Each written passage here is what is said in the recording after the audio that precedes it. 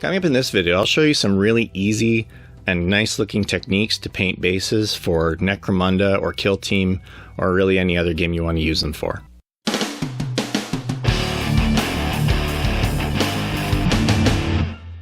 So like a lot of people, I've discovered that these Necromunda, whether it be 25 or 32 millimeter bases, they're nice, they're sculpted with enough detail to look good without being sort of overwhelming, and they blend in nicely with the Kill Team boards.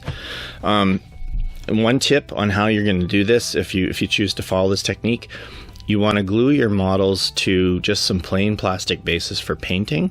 And what I do is, I tried using super glue. I found it was being a little uncooperative. It's going to be easier if you use that because they'll snap off easier. But put a little bit of, tiny bit of like plastic glue on maybe 1 foot, not both feet, and glue it just enough to hold it to the plastic base. And then that'll allow you to paint it and have something to hold on to. And then when you're going to paint these bases separately, and I'll show you again how that's going to work. And when the bases are done, you're going to basically break the guy off the original painting base and super glue, that's a key word here, super glue him to the painted Necromunda base. Sounds harder than it actually is. It's actually really easy. They should come off their painting bases pretty easy. You just got to take your time, slowly peel off, or maybe use your X-Acto knife to help kind of lever it off, and then shave whatever's left on the bottom of that foot. If it created some roughness from the plastic glue, which kind of melts the plastic, just shave that a little bit, super glue it down to the base. It's going to look great. Here's some photos of what we're going for, the final bases. I'm super happy with them, and they look especially good when you're using darker troops because they're obviously light looking. So like the Death Watch guys in black look great against these bases. No more talking. Let's get to the paint table. I'll show you quickly how this is done. First thing you're going to do is prime them with a reddish-brown color. You could also just use a dark red color. That would be fine, depending on what you can find in like a spray can or whatever. I'm using Vallejo German red-brown through my airbrush. Make sure you get it in all the nooks and crannies. For the next step, I took GW Karak stone mixed with some airbrush medium, and I'm spraying the bases at like a 45-degree angle so that it's covering the surfaces, the flat surfaces, but it's leaving in the recessed areas, it's leaving a dark sort of reddish brown line. If you don't have an airbrush, I think you could get away with doing like a heavy dry brush of this color and just make sure you're not filling in those lines and creases.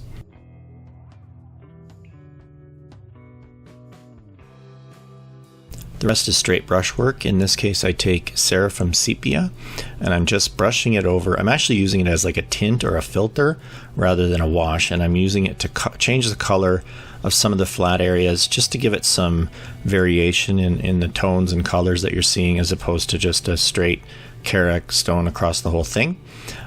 Because of this technique, you could, if you want, you could experiment. You could use something like Reikland Flesh Shade for a more reddish color, or even oranges. You could use Fugan Orange if you want. Just it's really up to you what you want to do here. You could get creative and go for some interesting colors and looks. But for me, I just used Seraphim Sepia here.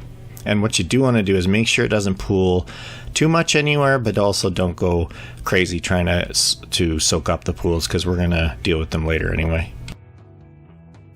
Next step, just take Nuln oil, not the gloss version, the regular version, and I just do a very heavy wash into these grill areas. Most of the Necromunda bases I'm using have these grill areas in various parts of the sculpt, and not trying to be neat, not trying to be perfect and precise, just flood them with Nuln oil, and you're going to have to let them dry for a little while. Now I paint Vallejo Model Wash Dark Rust into the larger sort of grooves that are running up and down each base, and including some of the flat areas that the grooves lead to. And I just take a narrow brush and just straight up paint it along, and you use your finger if you need to wipe off the surface if you kind of spill over. If you can't find this particular product, you could use Vallejo Game Ink Brown. I think that would work okay.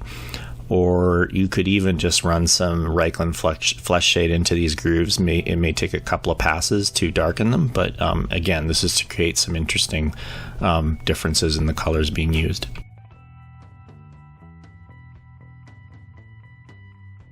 After you make sure all those previous steps have dried thoroughly, take Ushabti bone or a similar bone color paint and just a heavy dry brush over the surfaces. And what you want to do is make sure you're catching the edges of each of the raised pieces of this base, like all the sculpted raised edges. Make sure you run your brush across those.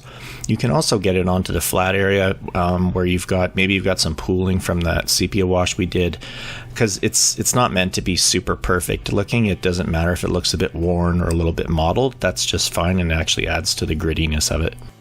And we're almost done already. Just take some Rhinox hide or a similarly dark brown, or even a dark reddish brown would be okay. Take a piece of blister foam, blister pack foam, or other foam you can find. Just blot it into the paint and then rub off most of it so that you're not going to create giant blobs. And lightly dab that sponge against the surface of the base, including, the raised edges and stuff. And we're not creating perfect paint chipping. We're creating a look of a worn surface. Optional bonus step: if you have an airbrush, grab some Vallejo brown ink and just very lightly airbrush it in a few spots, just to create, again, some interesting tonal variation on the base. Very, very much an optional step. And then go ahead and paint the edge of the base black or Steel Legion drab or whatever works best for you, and you're done. Hope you've enjoyed this video. Consider sharing it with your fellow Kill Team players and Necromunda players, and subscribe for more great videos about the hobby. Apparently I think my videos are great. Thanks for watching, guys. We'll see ya.